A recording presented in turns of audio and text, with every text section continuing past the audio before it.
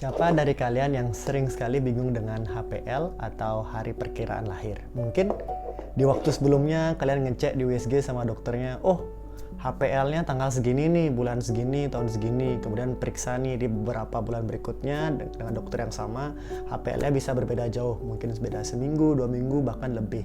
Atau bahkan lebih mundur. Lalu HPL yang mana nih dipakai nih? Kok bisa berubah-berubah ya? Oke, mari kita bahas ya.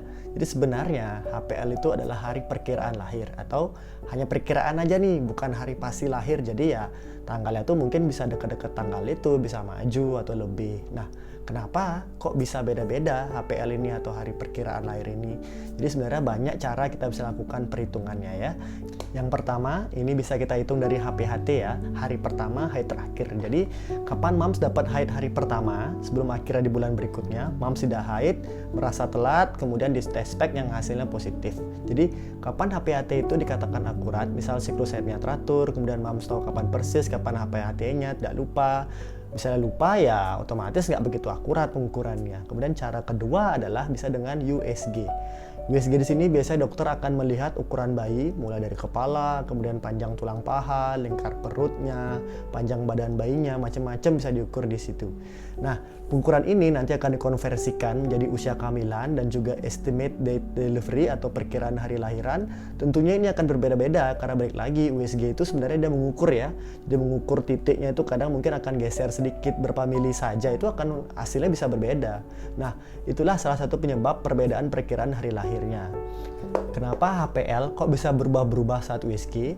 Karena dilakukan USG di waktu yang berbeda ya. Jadi contoh ketika kalian melakukan USG di trimester pertama, itu sebelum 12 minggu, usia kehamilan itu akan lebih akurat. Selisihnya pun biasanya beberapa hari dari hari perkiraan lahir sesungguhnya. Makanya disarankan untuk USG di trimester pertama apabila ingin menentukan usia kehamilan atau HPL yang lebih akurat. Di trimester 2 atau 3 kita lebih untuk mengecek kondisi dan pertumbuhan janin. Kemudian kesimpulannya, pakai yang mana nih kalau kita mau menentukan HPL? Kalau mau pakai kalau mau pakai hitungan HPHT boleh, asal Mams ingat banget nih tanggal HPHT-nya lebih akurat gitu ya. Dan bisa juga dari USG. Kalau USG lebih saya sarankan di hasil USG trimester tapi nggak apa-apa, nggak usah bingung. Kalau bingung nanti dikonsultasikan saja sama dokter kandungannya. Dok, saya pakai HPL yang mana nih? Yang mau ditentukan ya mungkin pakai yang ini atau itu. Nah, jadi kalau misalnya mau perkirakan sendiri, saya sarankan untuk pakai HPL dari USG pertama kali di trimester pertama atau pakai HPHT misalnya kalian emang benar-benar ingat betul nih kapan hari pertama haid terakhirnya. Oke.